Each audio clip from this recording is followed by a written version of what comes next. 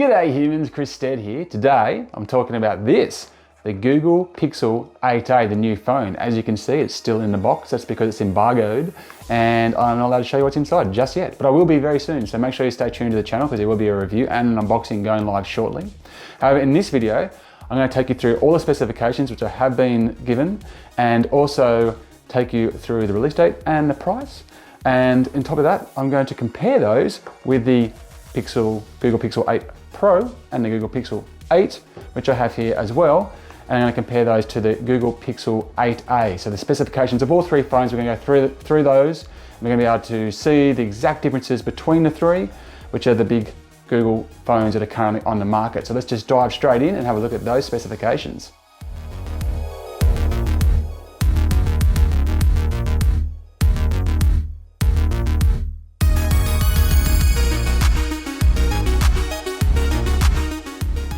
All right, well, let's start with the basics there. So obviously, as you can see, this is coming out in May, so a good, 7 months after we saw the original Pixels come out. The AU prices for you there, $849, and it's a fair drop from the Pixel 8 and a big drop from the Pixel 8 Pro.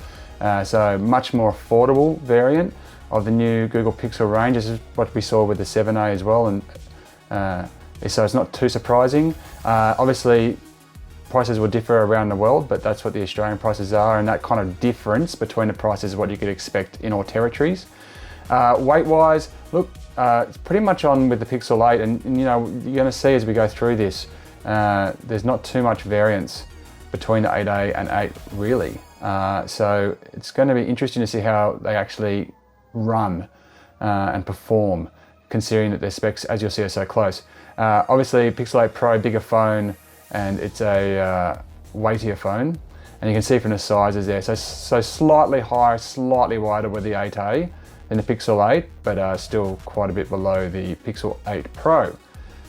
Now if we move on to the screen, and looking at the screen specifically, so the res matches the Pixel 8, and the ratio matches the Pixel 8, but slightly higher PPI, so a slight improvement in the screen, I guess you could say. And obviously a fair way down from the Pixel 8 Pro. So as you can see from those prices, when you step up to the Pixel 8 Pro, you're obviously stepping up quite a bit. It's the difference between the Pixel 8 and the Pixel 8a, which is potentially most intriguing. Refresh rate's the same across the board. Brightness is the same for the 8a and the 8, but does get a bit better with the 8 Pro. And elsewhere, all the other details of the screen were more or less the same except for the Gorilla Glass. You know, it was the Victus in the 8, Victus 2 in the 8 Pro. And in the spec sheet they gave us for the 8a, it's just called Gorilla Glass 3, not Victus 3. So that's interesting. But like most of the stats that I compared between these were the same. Like all the phones were the same. Like if you look at Wi-Fi and Bluetooth and the security features and all that type of stuff, they're the same. But these are, I'm just going to try and point out like some of the interesting differences. Okay, let's go to the inside now. Look at the guts. So processor-wise, the same across the board, no changes there. Storage-wise, the Pixel 8a and the Pixel 8 are the same, although it's interesting with the 8a because we didn't have a 256GB last time, I believe. So that's a new entry for the A offshoots. Obviously the 8 Pro gives you a fair bit more capacity, should you need it. And it's good that you can get the 256 now because 128 is cutting it slim nowadays. Look, battery's pretty close between the two, 4492 milliamp hours versus 4575 milliamp hours. There's a bit more to it than just the amp hours in terms of the efficiency, but you're going to be looking at about 24 hours worth of use out of that. I think with decent use, maybe dragging it out even a couple of days if you have minimal use, but so decent. Pixel 8 Pro again, a fair jump up. RAM's the same between the two, 8A and 8. But jumps up again for the 8 Pro. Now onto the camera, this is where things get a little bit interesting. So like the 8, it's got 2 rear cameras on the 8A, 3 on the 8 Pro. But the main lens has had a bit of a bump, and I'm pretty sure we saw this with the 7A as well. So it's up to 64 megabytes, up from 50. But if you look at the aperture there and the sensor size, that's kind of like blown out slightly, and so is the pixel size. It's kind of got a bit smaller as well. So that's interesting to me. That suggests to me that this phone is going to not do as well in low light as the Pixel 8. Now, interestingly, the camera is exactly the same on the 8 and the 8 Pro as the main lens. But yeah, on the 8A, it looks like it's got more res, but you're losing a bit of low light. That's my understanding reading that. I'm sure you can correct me if I'm wrong in the comments. With the ultra wide lens that they all three have, it's a 13 megapixel on the 8A, so a bit more oomph there as well. 12 on the Pixel 8, but 48 on the 8 Pro. It really jumps up there. And the 8 Pro also has the telephoto lens, which is also 38 megapixel. That's a third camera. Now the front camera, it jumps up to 13 megapixel for the 8A, up from 10.5 on the previous two entries.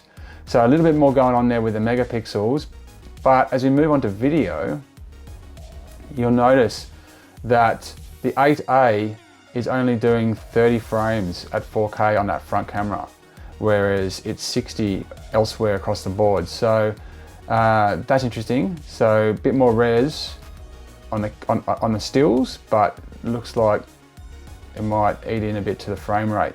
So yeah, unless that's some sort of typo, that's what they sent me.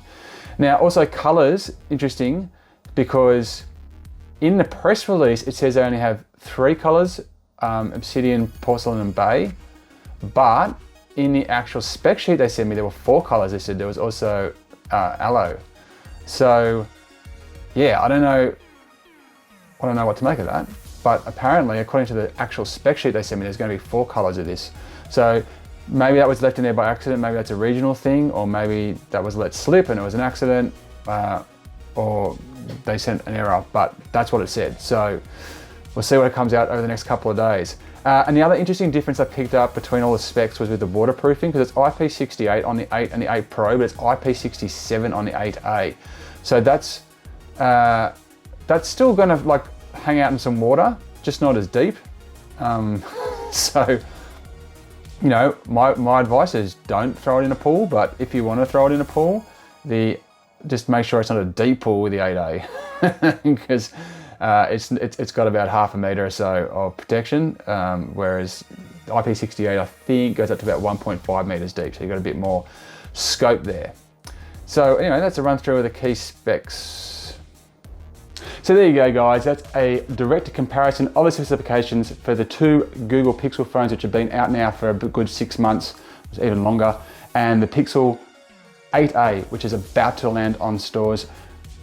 What do you reckon? What's the difference? Let me know in the comments, and make sure you stay tuned to the channel because I will be going live with some more content on this little one very, very soon. I'm Stead. Thank you very much for watching. Till next time, check you later. You.